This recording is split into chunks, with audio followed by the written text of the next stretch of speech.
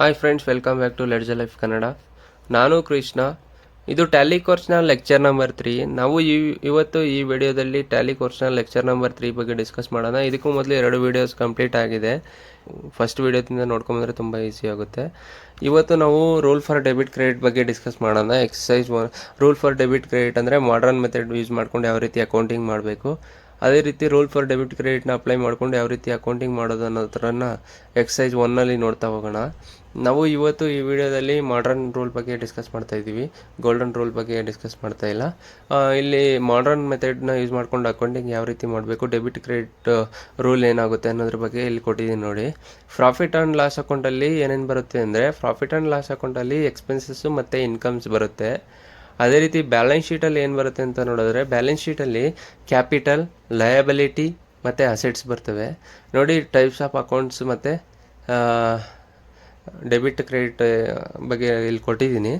Assets ಮತ್ತು liability, revenue, expenses, capital, withdrawal ನೋಡಿ. ಇವೆಲ್ಲ ಇನ್ಕ್ರೀಸ್ ಆದರೆ ಏನಾಗುತ್ತೆ ಮತ್ತು ಡಿಕ್ರೀಸ್ ಆದರೆ ಏನಾಗುತ್ತೆ ಅನ್ನೋದ್ರ ಬಗ್ಗೆ ಇಲ್ಲಿ ಕೊಟ್ಟಿದ್ದೀನಿ. ಇದೇ ಮಾಡರ್ನ್ ಮೆಥಡು. ಇದನ್ನ ಯೂಸ್ ಮಾಡಿಕೊಂಡೇ ನಾವು ಅಕೌಂಟಿಂಗ್ ಮಾಡಬೇಕಾಗುತ್ತೆ. ಗೋಲ್ಡನ್ ರೂಲ್ ಪ್ರೀವಿಯಸ್ ಮೆಥಡು ಅಂದರೆ ಗೋಲ್ಡನ್ ರೂಲ್, ಅದರ ಬಗ್ಗೆ ಎಲ್ರಿಗೂ ಆಲ್ಮೋಸ್ಟ್ ಗೊತ್ತಿರುತ್ತೆ. ಸೊ ನಾವು ಇವಾಗ ಮಾಡರ್ನ್ ಮೆಥಡಲ್ಲಿ ನಾವು ಅಕೌಂಟಿಂಗ್ ಮಾಡೋದನ್ನ ಕಲಿತಾ ಇದ್ದೀವಿ. ಅಸೆಟ್ಸ್ ನಮ್ಮ ಬಿಸ್ನೆಸ್ಸಲ್ಲಿ ಇನ್ಕ್ರೀಸ್ ಆದರೆ ನೋಡಿ, ನಮ್ಮ ಅಸೆಟ್ಸು ನಮ್ಮ ಬಿಸ್ನೆಸ್ಸಲ್ಲಿ ಇನ್ಕ್ರೀಸ್ ಆದರೆ ಡೆಬಿಟ್ ಆಗುತ್ತೆ, ಅಸೆಟ್ಸ್ ಡಿಕ್ರೀಸ್ ಆದರೆ ಕ್ರೆಡಿಟ್ ಆಗುತ್ತೆ. ಅದೇ ರೀತಿ ಲಯಬಿಲಿಟಿ ಬಂದು ನಮ್ಮ ಬಿಸ್ನೆಸ್ಸಲ್ಲಿ ಇನ್ಕ್ರೀಸ್ ಆದರೆ, ಅಂದರೆ ನಮಗೆ ಹೊಣೆಗಾರಿಕೆ, ನಾವು ಯಾರಿಗಾದರೂ ಕೊಡಬೇಕು, ಸಾಲ ಇಸ್ಕೊಂಡಿರ್ತೀವಲ್ಲ, ಅದು ಇನ್ಕ್ರೀಸ್ ಆದರೆ ಕ್ರೆಡಿಟ್ ಆಗುತ್ತೆ. ಅದೇ ರೀತಿ ಡಿಕ್ರೀಸ್ ಆದರೆ ಡೆಬಿಟ್ ಆಗುತ್ತೆ. ರೆವಿನ್ಯೂ ಬಂದು ಇನ್ಕ್ರೀಸ್ ಆದರೆ ಕ್ರೆಡಿಟ್ ಆಗುತ್ತೆ. ಅದೇ ರೀತಿ ರೆವಿನ್ಯೂ ಡಿಕ್ರೀಸ್ ಆದರೆ ಡೆಬಿಟ್ ಆಗುತ್ತೆ. ಮತ್ತು ಎಕ್ಸ್ಪೆನ್ಸಸ್ಸು ಇನ್ಕ್ರೀಸ್ ಆದರೆ ಡೆಬಿಟ್ ಆಗುತ್ತೆ, ಡಿಕ್ರೀಸ್ ಆದರೆ ಕ್ರೆಡಿಟ್ ಆಗುತ್ತೆ. ಕ್ಯಾಪಿಟಲ್ ಬಂದು ಇನ್ಕ್ರೀಸ್ ಆದರೆ ಕ್ರೆಡಿಟ್ ಆಗುತ್ತೆ, ಅಂದರೆ ಬಂಡವಾಳ ಜಾಸ್ತಿ ಆಗ್ತಾ ಹೋದರೆ ಬಿಸ್ನೆಸ್ಸಲ್ಲಿ ಇನ್ಕ್ರೀಸ್ ಆಗಿದ್ರೆ ಕ್ರೆಡಿಟ್ ಆಗುತ್ತೆ, ಡಿಕ್ರೀಸ್ ಆದರೆ ಡೆಬಿಟ್ ಆಗುತ್ತೆ. ಮತ್ತು ವಿಡ್ರಾವಲ್ ಇನ್ಕ್ರೀಸ್ ಆದರೆ ಡೆಬಿಟ್ ಆಗುತ್ತೆ, ವಿಡ್ರಾವಲ್ ಡಿಕ್ರೀಸ್ ಆದರೆ ಕ್ರೆಡಿಟ್ ಆಗುತ್ತೆ. ಇದ್ರ ಬಗ್ಗೆ ಒನ್ ಬೈ ಇದು ಎಕ್ಸಸೈಸ್ ಮಾಡ್ತೀವಲ್ಲ, ಆವಾಗ ನಿಮಗೆ ತುಂಬ ಈಸಿಯಾಗಿ ಅರ್ಥ ಆಗುತ್ತೆ. ಇದನ್ನ ನೀವು ತುಂಬ ಚೆನ್ನಾಗಿ ಕಲ್ತ್ಕೊಂಡ್ರೆ ನಿಮಗೆ ಅಕೌಂಟಿಂಗ್ ತುಂಬ ಈಸಿ ಆಗಿಬಿಡುತ್ತೆ. ಅಂದರೆ ನಿಮಗೆ ತಪ್ಪುಗಳು ತುಂಬ ಕಮ್ಮಿ ಆಗುತ್ತೆ. ಇಲ್ಲಿ ನೋಡಿ, ಪ್ರಾಫಿಟ್ ಆ್ಯಂಡ್ ಲಾಸ್ ಅಕೌಂಟ್ ಈ ರೀತಿ ಕಾಣುತ್ತೆ ಮತ್ತು ಬ್ಯಾಲೆನ್ಸ್ ಶೀಟ್ ಈ ಥರ ಬರುತ್ತೆ. ಪ್ರಾಫಿಟ್ ಆ್ಯಂಡ್ ಲಾಸ್ ಅಕೌಂಟಲ್ಲಿ ಎಕ್ಸ್ಪೆನ್ಸಸ್ ಇನ್ಕ್ರೀಸ್ ಆದರೆ ಡೆಬಿಟ್ ಆಗುತ್ತೆ, ಅದೇ ರೀತಿ ಡಿಕ್ರೀಸ್ ಆದರೆ ಕ್ರೆಡಿಟ್ ಆಗುತ್ತೆ. ಓಕೆನಾ. ಇನ್ಕಮ್ ಇನ್ಕ್ರೀಸ್ ಆದರೆ ಕ್ರೆಡಿಟು, ಡಿಕ್ರೀಸ್ ಆದರೆ debit. Liability, assets. Liability increase ಆದರೆ ಬಿಸ್ನೆಸ್ಸಲ್ಲಿ ಲಯಬಿಲಿಟಿ ಇನ್ಕ್ರೀಸ್ ಆದರೆ ಕ್ರೆಡಿಟು, ಡಿಕ್ರೀಸ್ ಆದರೆ ಡೆಬಿಟ್. ಓಕೆನಾ. ಡಿಕ್ರೀಸ್ ಆದರೆ ಡೆಬಿಟ್. ಅದೇ ರೀತಿ ಅಸೆಟ್ಸ್ ಇನ್ಕ್ರೀಸ್ ಆದರೆ ಡೆಬಿಟ್ಟು, ಅಸೆಟ್ಸ್ ನಮ್ಮ ಬಿಸ್ನೆಸ್ಸಲ್ಲಿ ಡಿಕ್ರೀಸ್ ಆದರೆ ಕ್ರೆಡಿಟ್. ಓಕೆ.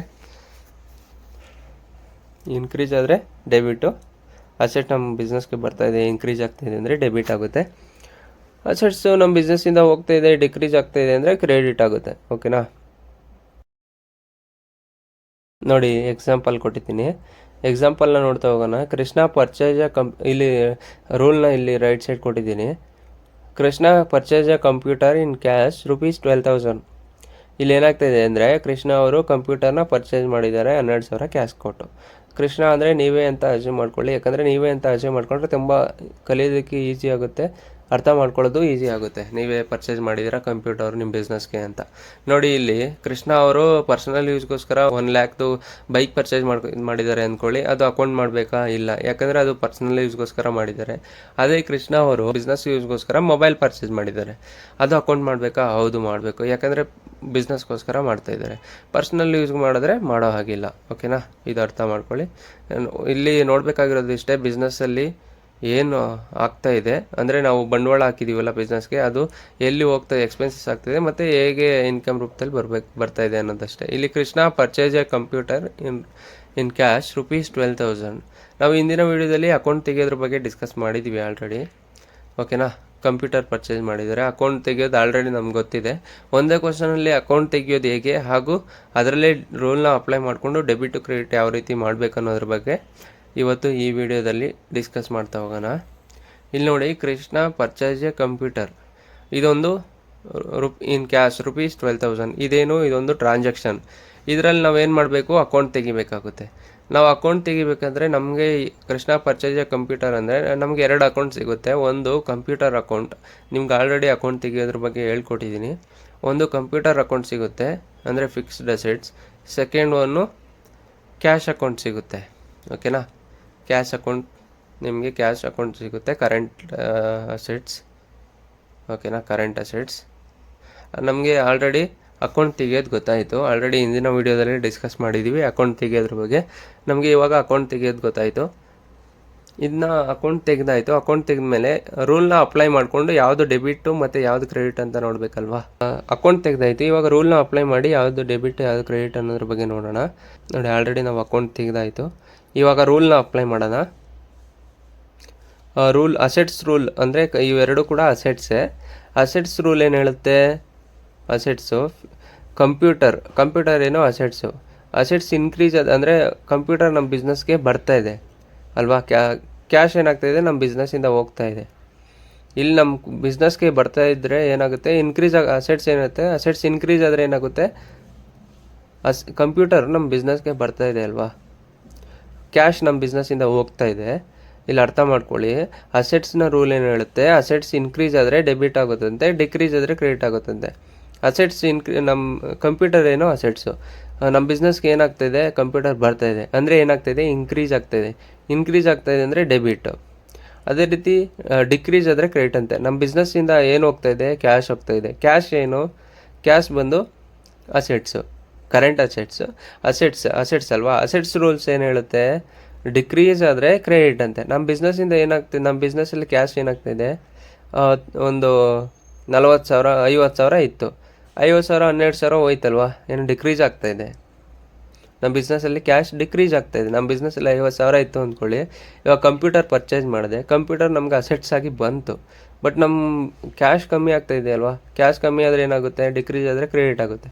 ಇಲ್ಲಿ DR CR ಅಂತ ಏನಕ್ಕೆ ಬರ್ದಿದ್ದೀವಿ ಅಂದರೆ, ಇದು ಡೆಬಿಟ್ನ ಶಾರ್ಟ್ ಫಾರ್ಮು, ಇದು ಕ್ರೆಡಿಟ್ನ ಶಾರ್ಟ್ ಫಾರ್ಮ್, ಈ ಥರ ಬರೀತೀವಿ. ಏನಕ್ಕೆ DR ಅಂತ ಬರೆದ್ರು ಗೊತ್ತಾಗ್ತಾ ಇಲ್ಲ ಅಂತ ಅಂದ್ಕೋಬೇಡಿ. ಇದು ಈ ಥರನೇ ಯೂಸ್ ಮಾಡೋದು. ನಿಮ್ಗೆ ಅರ್ಥ ಆಗಲಿ ಅಂತ ಹೇಳಿದ್ದೀನಿ. ಓಕೆನಾ, ಫಸ್ಟ್ ಕ್ವಶನ್ ಆಯಿತು. ನೆಕ್ಸ್ಟ್ ಇನ್ನು ಮುಂದಿನ ಕ್ವಶನ್ಗೆ ಹೋಗೋಣ.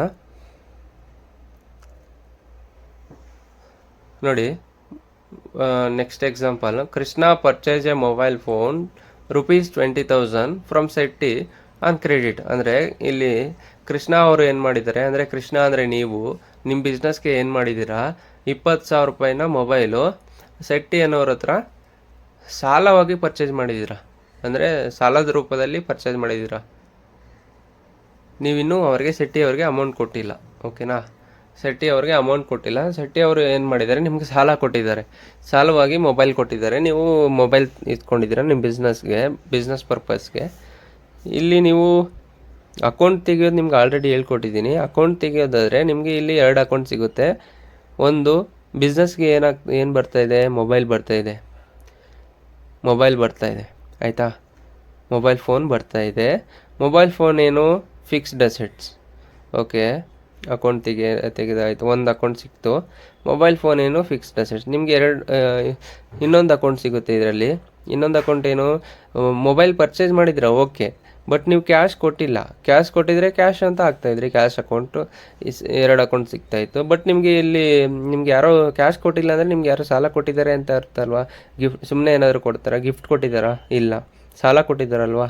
ಸಾಲ ಯಾರು ಕೊಟ್ಟಿದ್ದಾರೆ ಅನ್ನೋದು ಅವರ ಹೆಸರು ಬರಬೇಕಾಗುತ್ತೆ. ಯಾಕಂದರೆ ಫ್ಯೂಚರಲ್ಲಿ ಅವ್ರಿಗೆ ಪೇ ಮಾಡಬೇಕಲ್ವಾ. ಆದ್ದರಿಂದ ಸೆಟ್ಟಿ ಅನ್ನೋರ ಹೆಸರು ಇಲ್ಲ ಹಾಕೋಣ. ಸೆಟ್ಟಿ ಏನು, ಲಯಬಿಲಿಟಿ ನಮಗೆ, ಅಂದರೆ ಕರೆಂಟ್ ಲಯಬಿಲಿಟಿ, ನಾವು ಪೇ ಮಾಡಬೇಕು ಅವ್ರಿಗೆ. ಓಕೆನಾ, ಲಯಬಿಲಿಟಿ ಆಗುತ್ತೆ.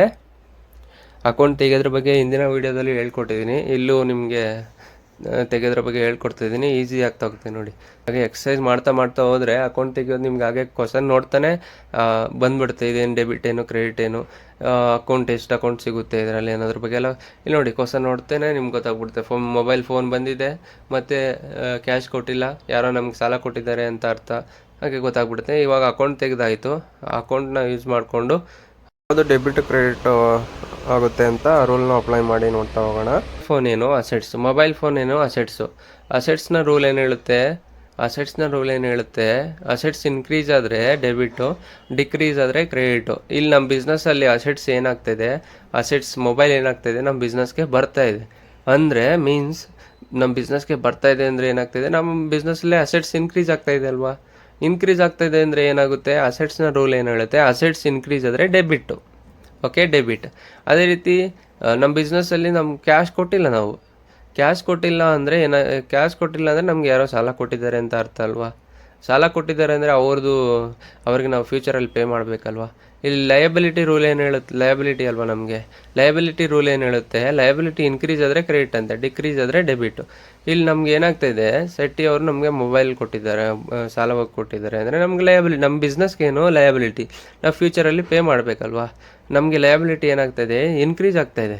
ಇನ್ಕ್ರೀಸ್ ಆಗ್ತಾಯಿದೆ ಅಂದರೆ ಏನು ಹೇಳುತ್ತೆ, ಲಯಬಿಲಿಟಿಯ ರೂಲ್ ಏನು ಹೇಳುತ್ತೆ, ಲಯಬಿಲಿಟಿ ಇನ್ಕ್ರೀಸ್ ಆಗ್ತಾಯಿದೆ ಅಂದರೆ ಕ್ರೆಡಿಟ್ ಮಾಡಿ.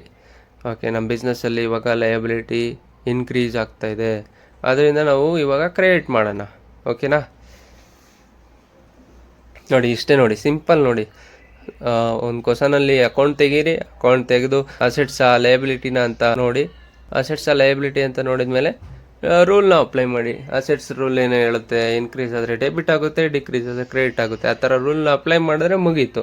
ಇದನ್ನ ಪ್ರಾಪರಾಗಿ ಟ್ಯಾಲಿಯಲ್ಲಿ ಡೆಬಿಟ್ ಕ್ರೆಡಿಟ್ ಇದೇ ಥರ ಅಕೌಂಟ್ ಮಾಡೋದು ಅಷ್ಟೇ. ಇದೇ ಥರ ಪ್ರಾಪರಾಗಿ ಅಕೌಂಟ್ ಮಾಡಿದ್ರೆ ಟ್ಯಾಲಿ ಕರೆಕ್ಟಾಗಿ ರಿಪೋರ್ಟ್ ಕೊಡುತ್ತೆ. ಓಕೆನಾ.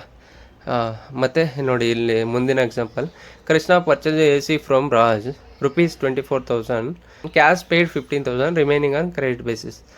ಇಲ್ಲಿ ಏನಾಗ್ತಾಯಿದೆ ಅಂದರೆ, ಕೃಷ್ಣ ಅಂದರೆ ನೀವು ಬಿಸ್ನೆಸ್ ಓನರು, 24,000 ರೂಪಾಯಿನ AC ಪರ್ಚೇಸ್ ಮಾಡಿದ್ದೀರಾ.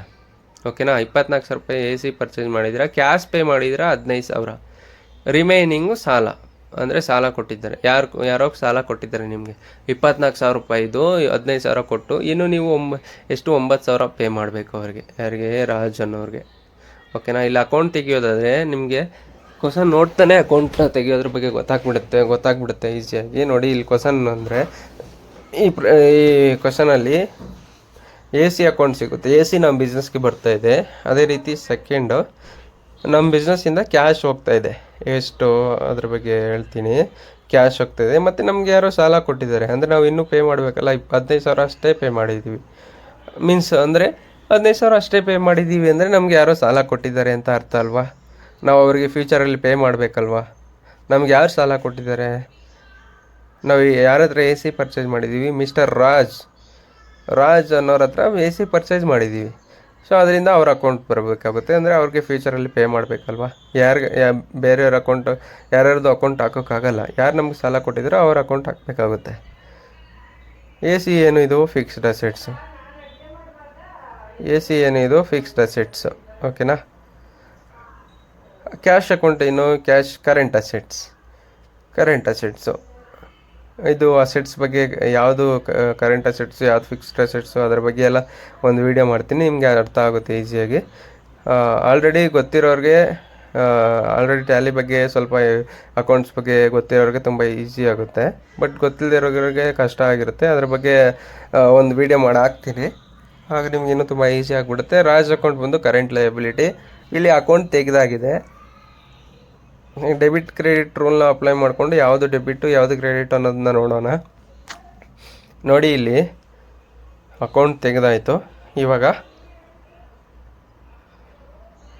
AC ಅಕೌಂಟ್ ಅಂದರೆ ನಮ್ಮ ಬಿಸ್ನೆಸ್ಲಿ ಏನಾಗ್ತಿದೆ ಫಸ್ಟ್ ನೋಡೋಣ. AC ಬರ್ತಾ ಇದೆ ಅಂದರೆ AC ಅಂದರೆ ಫಿಕ್ಸ್ಡ್ ಅಸೆಟ್ಸ್ ಬರ್ತಾ ಇದೆ ಅಂದರೆ ಇನ್ಕ್ರೀಸ್ ಆಗ್ತಾಯಿದೆ ಅಲ್ವಾ.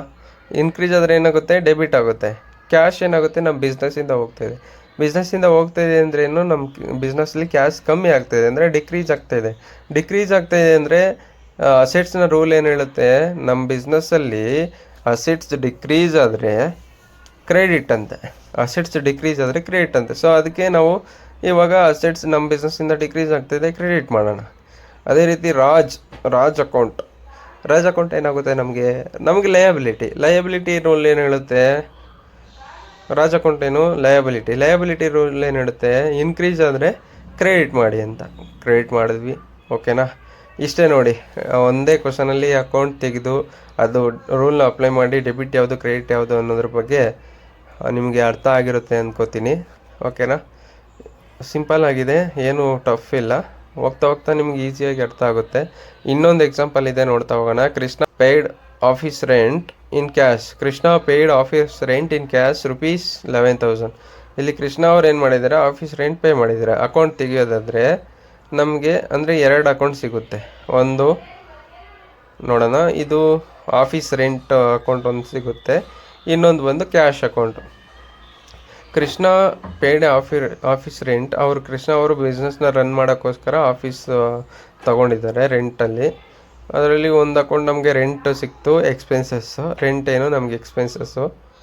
ಕ್ಯಾಶ್ ಅಕೌಂಟ್ ಸಿಕ್ತು, ಕ್ಯಾಶ್ ಅಕೌಂಟ್ ಏನು ನಮಗೆ ಕರೆಂಟ್ ಅಸೆಟ್ಸ್. ಕ್ಯಾಶ್ ಅಕೌಂಟ್ ಏನು ನಮಗೆ ಕರೆಂಟ್ ಅಸೆಟ್ಸ್. ಓಕೆ, ನಾವು ಅಕೌಂಟ್ ತೆಗೆದಾಯಿತು. Krishna paid office rent in cash ₹12,000. ಇದೊಂದು ಎಂಟ್ರಿ, ಟ್ರಾನ್ಸಾಕ್ಷನು. ಇದರಲ್ಲಿ ಅಕೌಂಟ್ ತೆಗೆಯೋದಾದರೆ ನಮಗೆ 2 ಅಕೌಂಟ್ ಸಿಗುತ್ತೆ, ಒಂದು ರೆಂಟು, ಇನ್ನೊಂದು ಕ್ಯಾಶು, ಕರೆಂಟ್ ಅಸೆಟ್ಸ್. ರೆಂಟ್ ಏನು ಎಕ್ಸ್ಪೆನ್ಸಸ್ಸು, ಕ್ಯಾಶ್ ಏನು ಕರೆಂಟ್ ಅಸೆಟ್ಸು. ಇವಾಗ ಇಲ್ಲಿ ಕಾಪಿ ಮಾಡ್ಕೊಳ್ಳೋಣ. ಇದು ರೆಂಟ್ ಇವಾಗ ರೂಲ್ನ ಅಪ್ಲೈ ಮಾಡೋಣ, ಡೆಬಿಟ್ ಕ್ರೆಡಿಟ್ ರೂಲ್ನ ಅಪ್ಲೈ ಮಾಡೋಣ. ರೆಂಟ್ ಏನು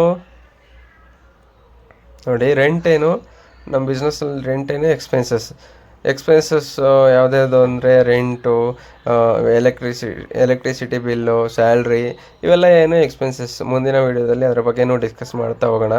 ಈಗ ಸದ್ಯಕ್ಕೆ ಅಕೌಂಟ್ ತೆಗೆಯೋದು ಮತ್ತು ಅದರಲ್ಲಿ ರೂಲ್ನ ಅಪ್ಲೈ ಮಾಡಿ ಡೆಬಿಟ್ ಕ್ರೆಡಿಟ್ ತೆಗೆಯೋದ್ರ ಬಗ್ಗೆ ಡಿಸ್ಕಸ್ ಮಾಡ್ತಾ ಇರೋದ್ರಿಂದ ಇಷ್ಟು ಸಾಕು. ಮುಂದಿನ ವೀಡಿಯೋದಲ್ಲಿ ಅದ್ರ ಬಗ್ಗೆ ಎಲ್ಲ ಡಿಸ್ಕಸ್ ಮಾಡೋಣ. ರೆಂಟ್ ಏನು ಎಕ್ಸ್ಪೆನ್ಸಸ್ನ ರೂಲ್ ಏನು ಹೇಳುತ್ತೆ, ಇನ್ಕ್ರೀಸ್ ಆದರೆ ಡೆಬಿಟ್ ಅಂತೆ. ನಮ್ಮ ಬಿಸ್ನೆಸ್ಸಲ್ಲಿ ಎಕ್ಸ್ಪೆನ್ಸಸ್ ಇನ್ಕ್ರೀಸ್ ಆಯ್ತಲ್ವ, ರೆಂಟ್ ಪೇ ಮಾಡಿದ್ವಿ, ಡೆಬಿಟ್. ಅದೇ ರೀತಿ ಕ್ಯಾಶ್ ಏನು ಕರೆಂಟ್ ಅಸೆಟ್ಸ್ನ ರೂಲ್ ಏನು ಹೇಳುತ್ತೆ, ಡಿಕ್ರೀಸ್ ಆದರೆ ಕ್ರೆಡಿಟ್ ಮಾಡಿ ಅಂತ. ನಮ್ಮ ಬಿಸ್ನೆಸ್ಸಲ್ಲಿ ಕರೆಂಟ್ ಅಸೆಟ್ಸ್ ಡಿಕ್ರೀಸ್ ಆಯಿತು, ಸೊ ಕ್ರೆಡಿಟ್ ಮಾಡಿದ್ವಿ. ಮುಂದಿನ ವೀಡಿಯೋದಲ್ಲಿ ಎಕ್ಸೈಸ್ 1 ಬಗ್ಗೆ ಡಿಸ್ಕಸ್ ಮಾಡ್ತಾ ಹೋಗೋಣ. ಇನ್ನೊಂದು, ನೀವು ಓಕೆ ಡೆಬಿಟ್ ಕ್ರೆಡಿಟ್ ರೂಲ್ನ ಯೂಸ್ ಮಾಡಿಕೊಂಡು ನಾವು ಅಕೌಂಟಿಂಗ್ ಮಾಡಿದ್ದೀವಿ ಅಂದರೆ, ಕರೆಕ್ಟಾಗಿ ಈ ರೂಲ್ನ ಅಪ್ಲೈ ಮಾಡಿ ಅಕೌಂಟಿಂಗ್ ಮಾಡಿದ್ದೀವಿ ಅಂದರೆ ಟ್ಯಾಲಿನೂ ಕೂಡ ಕರೆಕ್ಟ್ ರಿಪೋರ್ಟ್ ಕೊಡುತ್ತೆ. ಅದೇ ರೀತಿ ನೀವೇನಾದರೂ ರಾಂಗಾಗಿ ಡೆಬಿಟ್ ಮಾಡೋ ಜಾಗದಲ್ಲಿ ಕ್ರೆಡಿಟ್ ಮಾಡೋ ಜಾಗದಲ್ಲಿ ಡೆಬಿಟ್ ಮಾಡಿದ್ದೀರ ಅಂದರೆ ಟ್ಯಾಲಿನೂ ಕೂಡ ರಾಂಗ್ ರಿಪೋರ್ಟ್ ಕೊಡುತ್ತೆ. ಯಾಕಂದರೆ ನೀವು ಏನು ಮಾಡಿರ್ತೀರೋ ರೂಲ್ನ ಅಪ್ಲೈ ಮಾಡ್ಕೊಂಡು, ಏನು ಡೆಬಿಟ್ ಕ್ರೆಡಿಟ್ ರೂಲ್ನ ಅಪ್ಲೈ ಮಾಡ್ಕೊಂಡು ಅಕೌಂಟಿಂಗ್ ಮಾಡಿರ್ತೀರೋ ಅದೇ ಥರ ಟ್ಯಾಲಿ ನಮಗೆ ರಿಪೋರ್ಟ್ ಕೊಡುತ್ತೆ. ನಾವೇನಾದರೂ ರಾಂಗಾಗಿ ಅಕೌಂಟಿಂಗ್ ಮಾಡಿದ್ದೀವಿ ಅಂದರೆ ಟ್ಯಾಲಿನೂ ಕೂಡ ರಾಂಗಾಗಿ ರಿಪೋರ್ಟ್ ಕೊಡುತ್ತೆ. ಇಲ್ಲಿ ನೋಡಿ, Krishna purchase AC ₹24,000, cash paid 15, remaining on credit base. ಇಲ್ಲಿ ಏನಾಗ್ತಿದೆ ಅಂದರೆ, AC ಪರ್ಚೇಸ್ ಮಾಡಿದ್ದೀರಾ ₹24,000. ಓಕೆ, ₹24,000 ಹೊರತು ಕ್ಯಾಶ್ ಎಷ್ಟು ಪೇ ಮಾಡಿದ್ದೀರಾ, ಕ್ರೆಡಿಟು 15,000 ಪೇ ಮಾಡಿದ್ದೀರಲ್ವಾ.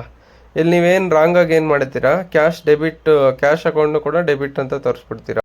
ಅವಾಗ ಟ್ಯಾಲಿ ಏನು ಅಂದ್ಕೊಳ್ಳುತ್ತೆ, ಬಿಸ್ನೆಸ್ಗೆ ಕ್ಯಾಶ್ ಬಂದಿದೆ ಅಂತ ಅಂದ್ಕೊಂಡ್ಬಿಡುತ್ತೆ. ಅವಾಗ ಟ್ಯಾಲಿನೂ ಕೂಡ ರಾಂಗ್ ರಿಪೋರ್ಟ್ ಕೊಡುತ್ತೆ. ಅದರಿಂದ ನೀವು ಈ ರೂಲ್ನ ಕರೆಕ್ಟಾಗಿ ಅರ್ಥ ಮಾಡಿಕೊಂಡು ಅಕೌಂಟಿಂಗ್ ಮಾಡಬೇಕಾಗುತ್ತೆ. ಕರೆಕ್ಟಾಗಿ ಅಕೌಂಟಿಂಗ್ ಮಾಡಿದ್ರೆ ಮಾತ್ರ ಟ್ಯಾಲಿ ಕರೆಕ್ಟಾಗಿ ರಿಪೋರ್ಟ್ ಕೊಡುತ್ತೆ. ಓಕೆ, ಇನ್ನು ಮುಂದಿನ ವೀಡಿಯೋದಲ್ಲಿ ಎಕ್ಸಸೈಸ್ 1 ಮಾಡಿ ಡಿಸ್ಕಸ್ ಮಾಡ್ತಾ ಹೋಗೋಣ. ಇವಾಗ ಇಷ್ಟು ಸಾಕು. ಥ್ಯಾಂಕ್ ಯು ಫ್ರೆಂಡ್ಸ್, ಮುಂದಿನ ವೀಡಿಯೋದಲ್ಲಿ ಸಿಗೋಣ.